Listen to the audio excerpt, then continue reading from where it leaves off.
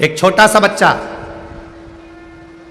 मां जा रही थी किटी पार्टी में, छोटा सा बच्चा जिद कर रहा है, मैं भी चलूंगा, मैं भी चलूंगा, मैं भी चलूंगा। मां ने मना कर दिया, तू नहीं जाएगा, एग्जाम का टाइम है, पढ़ाई का समय है, पढ़ो, तुम मेरे साथ नहीं जाओगे। बच्चा जिद करने लगा, नहीं मैं तो जाऊंगा, मुझे तो जाना है। वो तो अड़ गया जिद पे। मां ने पर्स खोला, 5 रुपए निकाले, बच्चे को दिए, तू टॉफी खा लेना, कोई आए पूछे तेरी मम्मी कहां गई तो कह देना पापा के साथ घूमने गई। अब बच्चे को झूठ बोलना किसने सिखाया? मां ने। कोई आए और पूछे मां कहां गई तो कह देना पापा के साथ घूमने गई, पिताजी के साथ घूमने गई। मां कहकर किटी पार्टी में चली गई।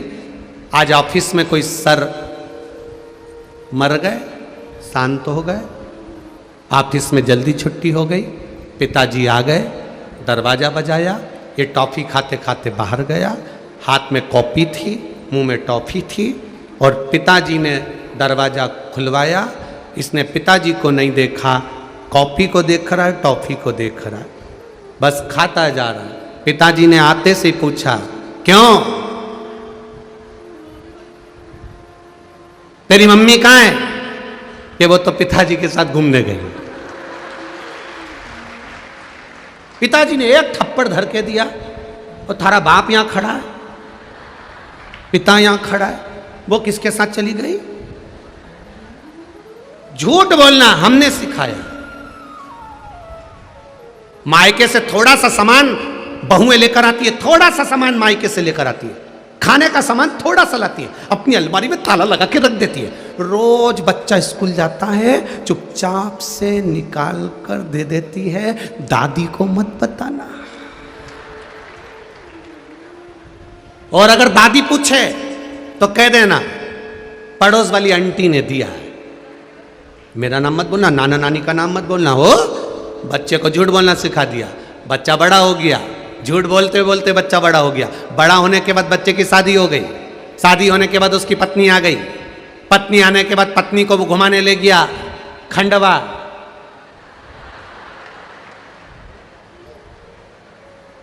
धुनी वाले दादा के यहां दर्शन करने गए थे, वहीं पे साड़ी की दुकान थी। पत्नी ने कहा कितनी सुंदर साड़ी है, पति ने कहा ले ले। घर जाएंगे और मम्मी पूछेगी तो कह देना मायके से मिली है। सिखाया किसने था? बोलते जाओ जरा, बरहानपुर वालों जम के बोलो जरा। मां ने। क्या सिखाया था? पूछे तो कह देना आंटी जी ने दी है। उस बच्चे ने बड़े होकर अपनी पत्नी को भी सिखा दिया कि कुछ भी मिले तो कह देना मायके से मिली है। अब सास को मालूम है ये मायके से नहीं मिली, ये मेरे छोरे ने दिलाई, ये मैं अच्छे से जानती हूँ। अच्छा, जितनी चतुर होती है ना डोकरी, उन बहुत चतुर होती है, ईमानदारी की बात है, बहुत चतुरता होती है। वो तो कभी कभी ये झांसा में आ जाए, नहीं तो एक एक बूढ़ी बूढ़ी माताएं, एक बार बुजुर्ग पिता अपने बेटे के झांसे में आ जाएगा, पर बुढ़िया कभी नहीं, कभी नहीं, भूल के भी। बूढ़ी बूढ़ी माताएं तो कभी झांसे में नहीं आती। एक छोटा सा बच्चा दादी की गोद में बैठकर बोला, दादी, ओ दादी। दादी बोली, हाँ। पड़ोस में वो लल्लू लेता है ना, हाँ, उसके घर में आज बूंदी का रायता बना है, बूंदी बनी है, सेव बना है, पूड़ी बनी, चने की सब्जी बनी। दादी बोली, बेटा उसकी दादी मर गई ना, इसलिए उसके यहाँ 12वां है। इतने में पोते ने दादी का गाल पकड़ के बोला, अपने घर कब बनेगा? दादी ने एक धरके दिया ऊपर, एक उतर मेरी गोदी से नीचे, मेरा मारने का प्लान बना रहा है, उतर जा नीचे। हम क्या दे रहे हैं बच्चों को? सुबह से शाम तक हम अपने बच्चों को झूठ बोलना सिखाते हैं, सुबह से शाम तक। फिर वही बच्चा बड़े होकर झूठ बोलता है तो हमको बुरा लगता है। क्या दिया हमने?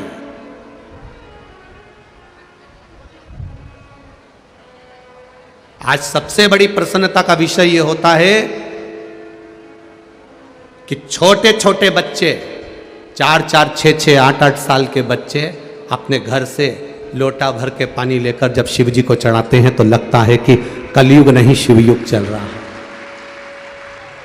यह प्रसन्नता होती है, लोगों के भीतर एक विश्वास जागृत होता है कि हम मंदिर तक बच्चों को भेज रहे हैं। आप भी अपने घर के बच्चों को मंदिर तक भेजना चालू करिए। जिसके बच्चे मंदिर की सीढ़ी चढ़ते हैं उसके घर के बुजुर्ग कभी वृद्धाश्रम की सीढ़ी नहीं चढ़ते। चढ़ाओ अपने बच्चों को मंदिर की सीढ़ी। जाइए, एक लोटा पानी लेकर जाओ। स्कूल जाना है ना, पहले मंदिर जाओ। स्कूल जाना है ना, उससे पहले मंदिर होकर आओ। मम्मी मैं नहीं जाऊंगा, मैं थक गया। नहीं, पहले मंदिर जाओ, प्रणाम करो, नमन करो, बच्चों को समझाओ, जाना पड़ेगा।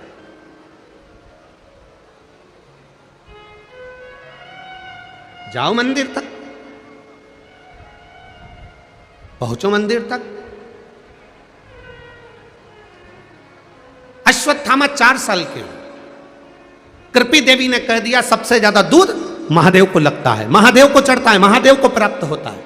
बस अश्वत्थामा ने अपनी माता को प्रणाम करा, गुरु द्रोणाचार्य के चरणों में शीश नवाया और अश्वत्थामा 4 वर्ष के निकल गए। प्रहलाद जी 4 वर्ष के भजन में लग गए थे।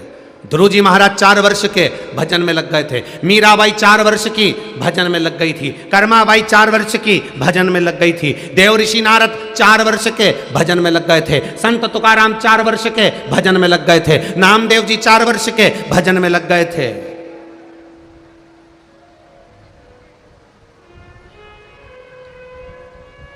और हम 4 वर्ष के बच्चे से कहते हैं अभी क्या कथा सुनेगा, अभी क्या मंदिर जाएगा, अभी क्या भजन करेगा। निकल गई अवस्था धीरे धीरे। बचपन खेल में खोया, जवानी नींद भर सोया, बुढ़ापा देख कर रोया, सिराने मौत हंसती है। बाद में मौत भी हंसती है कि इसने पूरी जिंदगी गवा दी है। क्या दिया हमने?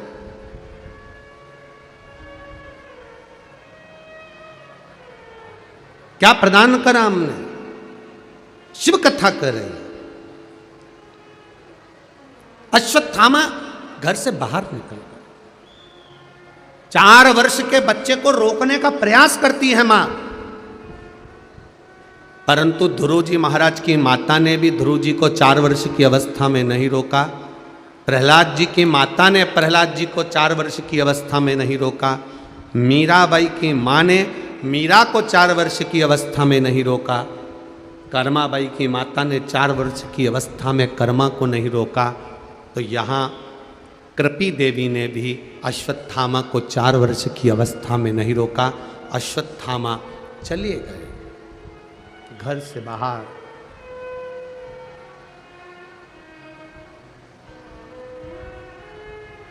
घर से बाहर चले गए। एक गुफा बनाई, उस गुफा के अंदर प्रवेश कर गए और गुफा में प्रवेश कर कर अश्वत्थामा 4 साल के एक छोटा सा शिलाखंड, एक पत्थर उठा ला, रख दिया।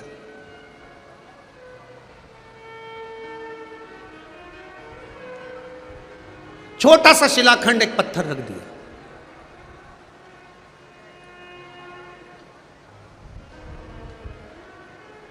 आज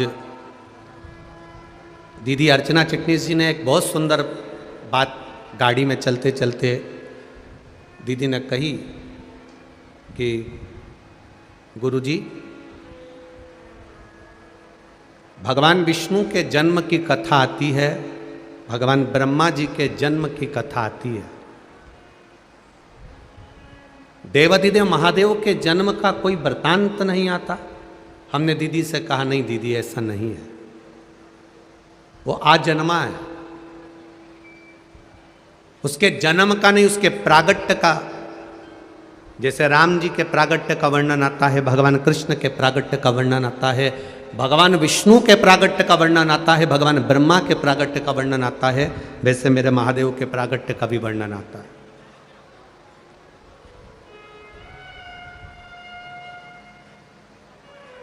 ऐसा नहीं कि मेरा महादेव प्रगटा नहीं। प्रगटा।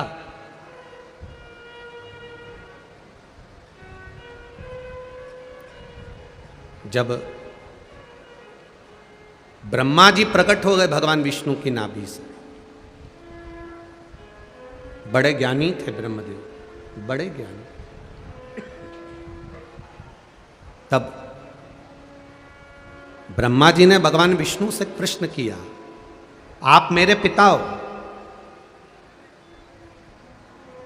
क्योंकि मेरे को जन्म देने वाले, प्रकट करने वाले आप हो, आप मेरे पिता हो।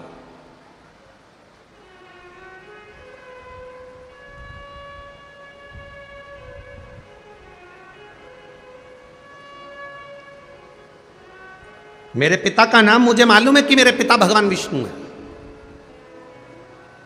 पर मेरे भगवान विष्णु के पिता कौन है?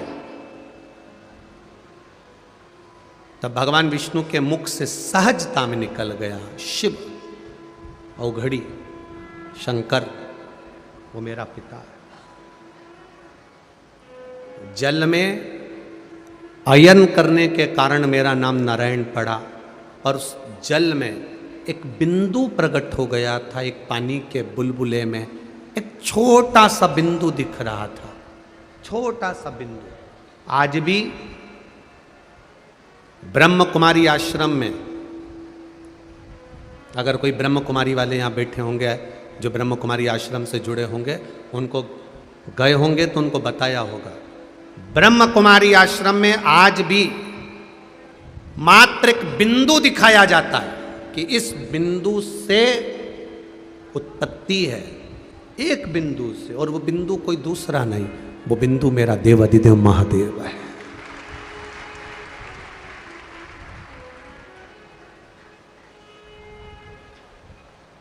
वो बिंदु कोई दूसरा नहीं है। भगवान विष्णु ने सहज भाषा में कर दिया, मुझे प्रकट करने वाले भी शिव हैं, मुझे शिव का दर्शन करना है। ब्रह्मा जी और भगवान विष्णु ने एक पर्वत को घुमाना प्रारंभ करा, घर्षण करना प्रारंभ करा। पर्वत घूमना जब प्रारंभ हुआ, घूमते घूमते घूमते घूमते पर्वत ने एक अग्नि के खंभ की आकृति प्रकट कर ली, और एक लिंगायत आकृति प्रकट कर कर खंबे में से मेरा देवाधिदेव महादेव प्रकट हो गया। शिव जी ने प्रकट होकर भगवान विष्णु और ब्रह्मा जी से कहा, मेरा स्वरूप इस पृथ्वी पर प्रकटा नहीं है, तुमने जो शिवलिंग की आकृति बनाई है, यह मेरा स्वरूप प्रकटा है, यह मेरा स्वरूप प्रकटा है।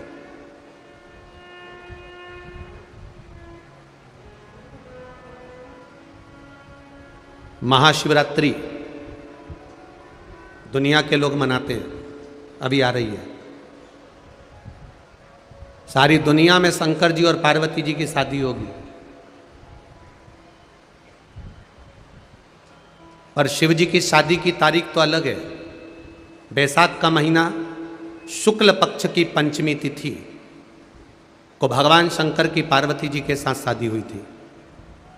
शिवरात्रि का दिन तो ब्रह्मा और विष्णु ने जो भगवान शंकर के शिवलिंग को प्रकट करा था, उनके प्रागट्योत्सव का दिन है, शिवरात्रि का दिन, भगवान शंकर के प्रागट्य का दिन है।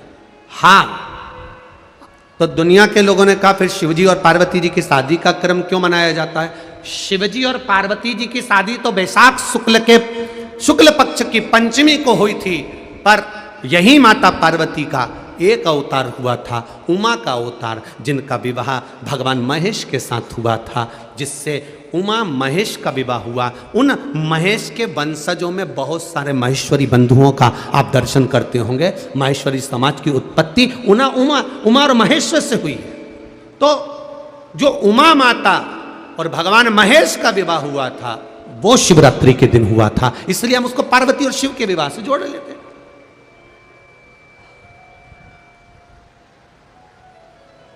पर शिव विवाह की जो तारीख है वो बैसाख महीना, जम के बोलो कौन सा महीना है? बैसाख का शुक्ल पक्ष की, जम के बोलो जरा, पंचमी तिथि के दिन देवाधिदेव महादेव का विवाह हुआ था। शिवरात्रि के दिन विवाह बनाते हैं, मंगल विवाह का उत्सव भी करते हैं। क्यों? क्योंकि यही पार्वती का एक अवतार उमा के रूप में हुआ। पार्वती का तो 52वें नंबर का जन्म है, 52 नंबर पर पार्वती का जन्म हुआ है। इससे पहले पार्वती मैया 51 जन्म ले चुकी थी। कात्यायनी, कुष्मांडा, स्कंदा, उमा, सती, भैरवी, कमला, बगला, ध्रुमावती, ऐसे माता पार्वती के पहले अवतार हो चुके हैं। 51 अवतार माता पार्वती के पहले हो चुके हैं। इसलिए मेरे देवाधिदेव महादेव के गले में जो मुंडों की माला पड़ी होती है वो 51 मुंडों की माला पड़ी हुई है। शिव जी के गले में 51 मुंडों की माला है। कभी मेरे महाकाल बाबा का दर्शन करना, महाकाल बाबा के दर्शन करोगे तो महाकाल बाबा के गले में आप कभी चांदी के मुंडों की माला देखना। चांदी के मुंडों की जो माला दिखेगी वो महादेव के बाबा के किसी पंडित से, किसी पुरोहित से, किसी पूजन करने वाले से, महादेव की आराधना करने वाले से पूछना ये मुंडे किसके हैं तो बता देंगे ये पार्वती जी ने जो जन्म लिए हैं। बार बार माता पार्वती के जो प्राण छूटते हैं भगवान शंकर ने वो पार्वती के मुंडों को अपने गले में धारण कर कर रखा है, अपने गले में धारण कर कर।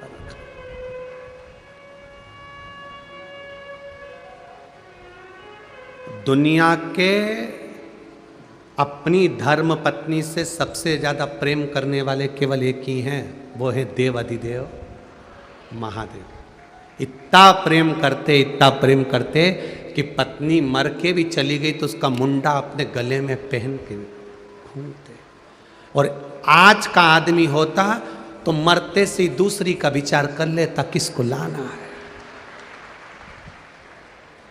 वो महादेव है, महादेव। क्या भगवान विष्णु की अष्टलक्ष्मी नहीं हुई? क्या भगवान नारायण की अष्टलक्ष्मी नहीं हुई? पर मेरे नारायण के गले में कभी तुमने अष्टलक्ष्मियों का स्मरण नहीं देखा होगा, केवल एक लक्ष्मी को देखा होगा। पर मेरा महादेव 51 चली गई, उनके मुंडों को भी अपने गले में धारण कर कर रखा है। वो मेरा देव अधिदेव महादेव है जो नारी का सम्मान करना जानता है, स्त्री का आदर करना जानता है, सत्कार करना जानता है।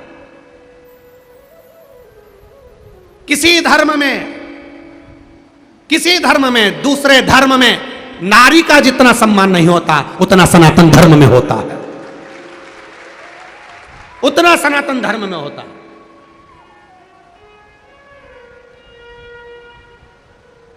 दूसरे धर्म के देवताओं को देखना अकेले ही मिलेंगे, पर हमारे सनातन धर्म के देवताओं को देखना, नारायण के साथ लक्ष्मी, इंद्र के साथ इंद्राणी, कृष्ण के साथ राधा, राम जी के साथ सीता, महादेव के साथ पार्वती, हमेशा जोड़े से मिलते हैं। वो यूं कहते हैं कि तुम इधर उधर मत भटको, साथ रहो, आनंद में रहो, अलमस्त रहो। जैसे हम दोनों साथ रहते हैं तो रोज 56 भोग खाने को मिलते हैं, तुम दोनों साथ रहोगे।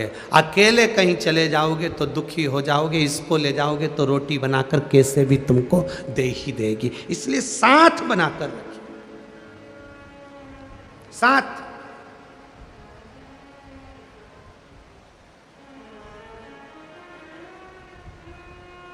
अपना बनाकर चले।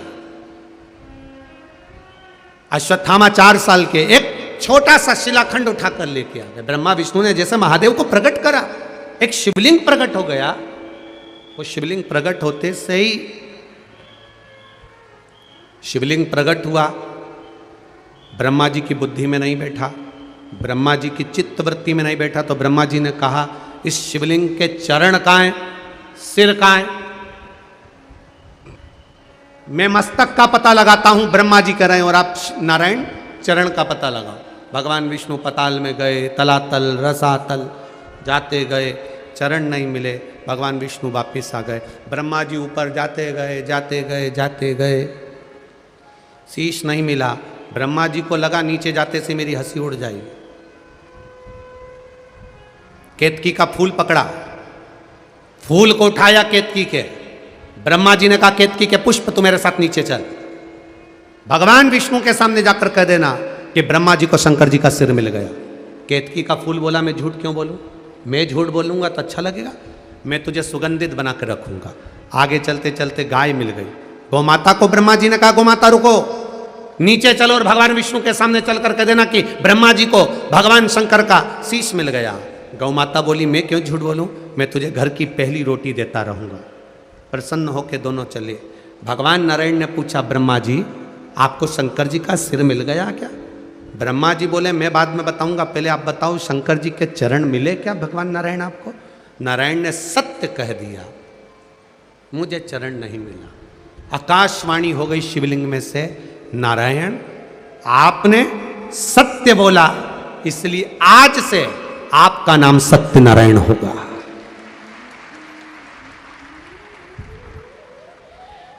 आप सत्य बोले इसलिए आपका नाम सत्यनारायण होगा।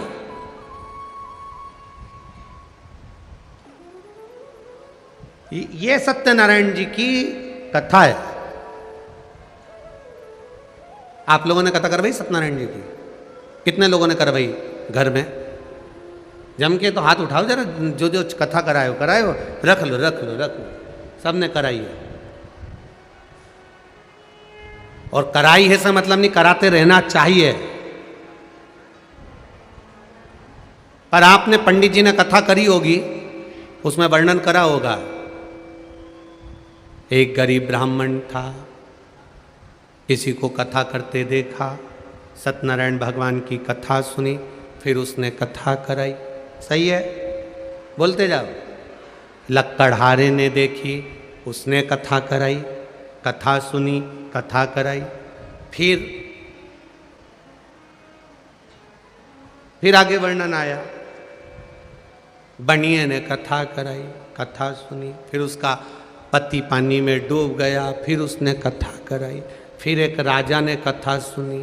तो इसमें सब वृतांत आया कि ये 4 अध्याय 5 अध्याय में जो वर्णन किया गया, उसने ये कराया, उसने वो कराया। पर इसमें सत्यनारायण भगवान की कथा कौन सी थी जो सबसे पहले ब्राह्मण ने सुनी थी? वो कथा यही थी कि भगवान ब्रह्मा और भगवान विष्णु ने जो घर्षण करा, शिवलिंग प्रकट करा, प्रकट करते से भगवान शंकर ने नाद कर कर कह दिया, तुम्हारा नाम सत्यनारायण होगा। तुमने सत्य बोला है। संसार का जो मनुष्य एक कलश पर श्रीफल केल के खंभ रखकर मेरी आराधना, आपकी आराधना करेगा, सुनो नारायण, उसकी मनवांछित फल को मैं स्वयं पूर्ण करूंगा। तब से ये सत्यनारायण कथा का वृतांत चला। सत्यनारायण भगवान की कथा कहां से निकली है? स्कंद पुराण से। ये स्कंद पुराण वृतांत मिला।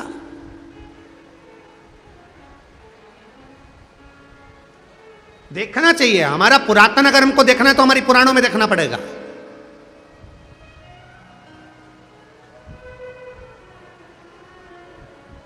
आपकी सही प्रॉपर्टी देखना है आपको तो तहसील जाना पड़ेगा, और सही परमात्मा को पहचानना है तो शिव महापुराण में आना पड़ेगा।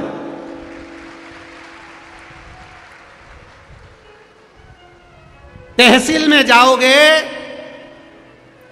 रजिस्टर ऑफिस में जाओगे, बही खाता खुलवाओगे तो तुम्हारे दादा परदादा का मकान नंबर ये था, खसरा नंबर ये था, उनका मकान यहां पर था, उनकी जमीन इतनी थी, तहसील में मालूम पड़ता है। और तुम्हारे पूर्वजों ने क्या क्या करा, कितना धर्म कमाया, कितना पुण्य करा, क्या भजन करा, क्या कीर्तन करा, उसको जानने के लिए तहसील नहीं, शिव महापुराण की कथा में आकर बैठ जाओ, तुम्हारे पूर्वजों का पूरा पोथी पाना यहां खुल जाता है, प्राप्त हो जाता।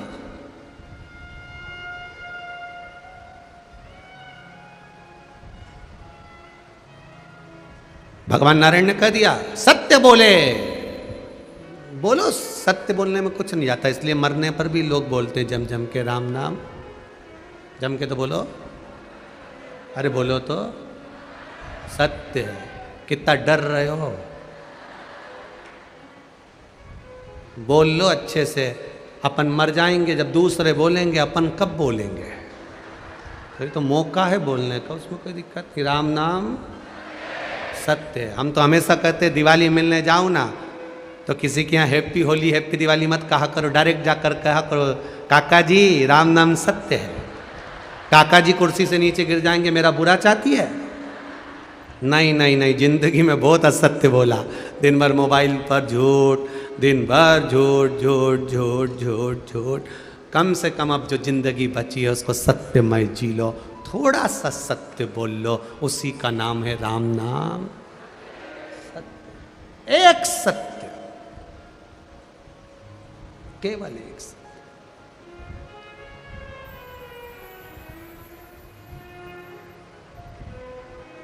शिव कथा कह रहे। इस राम नाम सत्य के पीछे भी बहुत बड़ी कहानी है तुलसीदास जी की। राम नाम सत्य के पीछे तुलसीदास जी की बहुत बड़ी कहानी है। कभी मौका लगे तो नीमच में जो कथा करी थी, नीमच में कथा करी थी, और उस कथा में आपको राम नाम सत्य की पूरी कथा मिल जाएगी। आप कभी मौका मिले तो उसको निकालना और उसको सुनना कि राम नाम सत्य क्यों आया मुर्दे के पीछे, क्यों बोला जाता है, वो प्रधान शिव कथा कह रही है। क्या आपको सिर मिल गया? हाँ, ब्रह्मा जी ने कहा मिल गया। आकाशवाणी हो गई, ये ब्रह्मा झूठ बोल रहा है। ब्रह्मा जी ने कहा आकाशवाणी झूठी, अगर ना मानो तो केतकी के फूल से पूछो।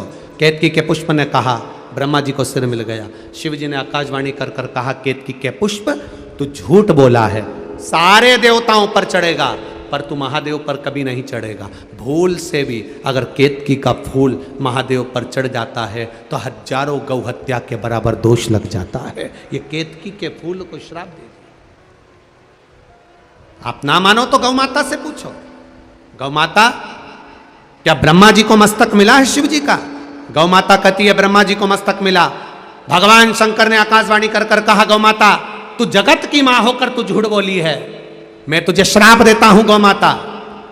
तेरी पूंछ, पांव, पेट, सींग, आंख, मुख, नाक सब कुछ पूज्य होगा, पर तेरी जिह्वा से, तेरे मुख से तूने झूठ बोला है, इसलिए तेरा मुख अपूज्य होगा।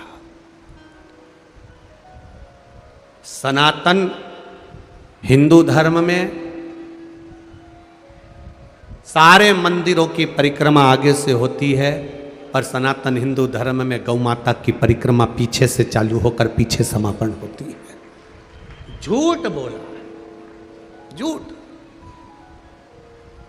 अब सोचो जरा सा, गाय ने एक झूठ बोला था तो उसकी परिक्रमा पीछे से होने लगी। तुम कितना झूठ बोलते हो तो तेरा क्या होगा रे कालिया? जरा विचार तो करिए। और झूठ बोलने के बाद भी तुम इतने खुश होते हो कि मैंने इसको बेवकूफ बना दिया, बेवकूफ बना दिया। झूठ बोलने के बाद भी इतनी प्रसन्नता, इतनी प्रसन्नता। मत बुरे कर्म कर बंदे वरना पछताएगा, भगवान की आंखों से तू बच नहीं पाएगा, तू बच नहीं पाएगा। अरे ओ अज्ञानी मत करना। ये बड़ा कठिन है। क्यों झूठ बोलना, क्यों प्रपंच करना, क्यों छल करना, क्यों छल? ब्रह्मा जी ने फिर झूठ बोला। शिव जी को क्रोध आया, पांव के अंगूठे से नख तोड़कर फेंका, काल भैरव को प्रकट कर लिया। काल भैरव ब्रह्मा का सिर काट दे। काल भैरव ने अपनी चीटी उंगली का नख तोड़कर जो फेंका, ब्रह्मा जी का सिर कट गया। सिर कटकर लुढ़कता लुढ़कता गया। ब्रह्मा जी के उस कटे हुए सिर में से रक्त बहता चले गया, जिससे एक नदी प्रकट हो गई जिसका नाम कर्मनाशा हुआ। आज भी उत्तर प्रदेश में यह कर्मनाशा नदी बहती है, जिसके घाट पर उत्तर प्रदेश गवर्नमेंट ने लिख कर रखा है इसमें हाथ मत, इसमें आचमन मत करना। पूरी दुनिया की केवल एक नदी है कर्मनाशा, जिस कर्मनाशा नदी में पक्षी भी चोंच नहीं डालता, कुत्ता भी पानी नहीं पीता। ये वो कर्मनाशा है जिसका छींटा अगर शरीर पर लग जाए, उस पानी का एक अंश शरीर पर लग जाए, तो उसकी 7 पीढ़ी में जो तुमने दान, पुण्य, व्रत, उपास जो कुछ करा होता है वो सब नष्ट हो जाता है। वो कर्मनाशा नदी का जल का छींटा है। लोग दूर रहते हैं, दूर कर्मनाशा से। झूठ बोल गए ब्रह्मा जी। भगवान विष्णु ने ब्रह्मा जी के कटे हुए सिर को देखा, भगवान शिव की आराधना करी। भगवान नारायण ने, ये कटा हुआ सिर कहां जाएगा, आप कृपा करिए। तब भगवान नारायण बार बार विनती करे तो शिव जी ने वो कटे हुए सिर को बट वृक्ष बना दिया। बड़ का पेड़ बना दिया और कह दिया इस बड़ के पेड़ को मैं निर्माण कर रहा हूँ। भगवान विष्णु ने कहा आप कुछ वर नहीं दोगे? शंकर भगवान ने कहा नारायण आपके कहने से इस वट वृक्ष को मैं वर देता हूँ, इसके नीचे मैं स्वयं विराजमान होऊंगा, जो वटकेश्वर महादेव के नाम से पूजा जाऊंगा। शिव जी का नाम वटकेश्वर महादेव हो गया। वटकेश्वर महादेव। शिव महापुराण की कथा कहती है कितना भी कर्जा हो जाए, कितना भी कर्जा हो जाए, एक निवेदन है, कर्जा कितना भी हो जाए पर मरने का प्लान मत बनाना। कई लोग कहते हैं हमारे बहुत कर्जा हो गया, अब तो मर जाऊं तो अच्छा। हम भी कह देते मर लो, मर रखा ही का है। अगर मरने से कर्जा चूक जाता है तो मरने में कहा जाता है। मरोगे दूसरा जन्म लोगे, दूसरा जन्म लेके तीसरा लोगे, कर्जा तो चुकाना पड़ेगा, कर्जा तो चुकाना पड़ेगा। एक कथा आपको पहले सुनाई है, एक सेठ जी सबको उधार पैसा देते थे। एक चोर को मालूम पड़ गया सेठ जी के पास बहुत माल है। सेठ जी उधार देते थे तो कागज पे लिख लेते थे इस जन्म में दोगे कि अगले जन्म में दोगे। जो चतुर होता था वो कह देता था इस जन्म में, जो खाने की उम्मीद रखता था वो कहता था अगले जन्म में ले जाओ। सेठ जी सबको उधार देते। चोर भी चले गया, उसने भी उधार मांग लिया, तिजोरी देख ली, रात को आके छुप गया। कहां छुपा? जहां पर सेठ जी की बहुत सारी भैंस बंधी हुई थी, उस तबेले में, उस भैंस के बाड़े में जाके छुप गया। सेठ जी जाए मैं तिजोरी चुरा के ले जाऊं। रात को भैंसें आपस में बात कर रही थी। एक भैंस ने दूसरी भैंस से पूछा तो कितने साल से दूध दे रही है? उसने कहा 4 साल हो गए। दूसरी ने तीसरी से पूछा तू? 6 साल हो गए दूध देते देते। पर एक बात समझ में नहीं आता रही जी कि अपन सेठ जी के यहाँ इतना दूध क्यों दे रहे हैं? तो बूढ़ी भैंस बोली ये सेठ बहुत चतुर है, सबको उधार पैसा देता है, पूछता है ये जन्म में दोगे कि अगले जन्म में दोगे। जो उस जन्म में नहीं चुका पाता भैंस बन के निचोड़ निचोड़ के देता रहता है। तो आपसे भी निवेदन है भैंस का जन्म ना मिले, इसलिए जिसका लिया है उसका दे दो, नहीं तो अगला जन्म भैंस का पाकर सेठ उन सब निचोड़ निचोड़ के निकाल लेंगे, हिसाब पूरा करेंगे।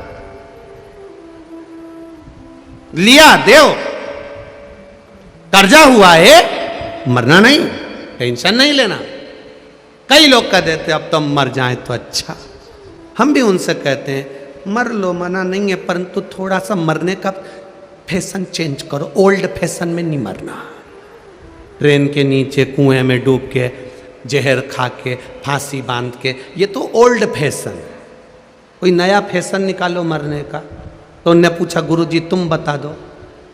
हमने कहा नया फैशन है, मरने का जब प्लान हो ही गया है तो भगवान के भजन में लग जाओ, कीर्तन में लग जाओ, कथा में लग जाओ, सेवा में लग जाओ। मरना ही तो है।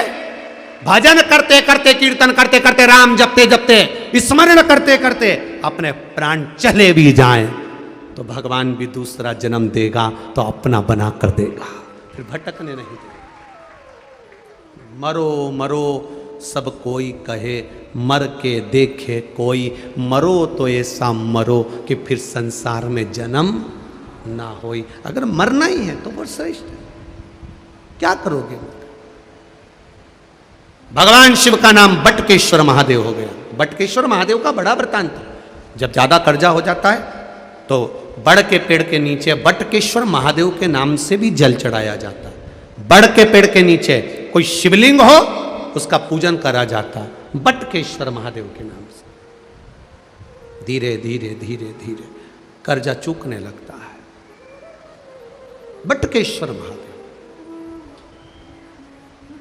शिव तत्व को पहचानना। शिवलिंग जैसे प्रकट करा वैसे ही 4 वर्ष के अश्वत्थामा ने एक छोटा सा एक पाषाण रखकर उसकी पूजन करना प्रारंभ कर दी। बस एक जिद है, मुझे महादेव से एक जिद है, 4 साल का अश्वत्थामा सोच रहा है कि मुझे गाय का दूध पीना है, और गाय का दूध देवाधिदेव महादेव पर ज़्यादा आता है, वो मुझे पिलाएंगे, वो मुझे देंगे। और अश्वत्थामा शिव जी की आराधना में लग गया शिव।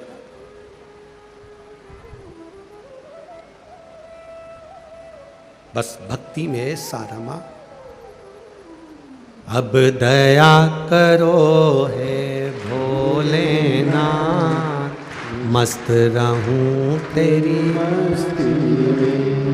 अब दया करो भोलेनाथ, मस्त रहूं तेरी मस्ती में। मेरे सिर पर रख दो अपना हाथ, मस्त रहूं तेरी मस्ती में। मेरे सिर पर रख दो अपना, आओ से मस्त रहूं तेरी मस्ती में। अब दया करो हे भोलेनाथ, मस्त रहूं तेरी मस्ती में। अब दया करो हे भोलेनाथ।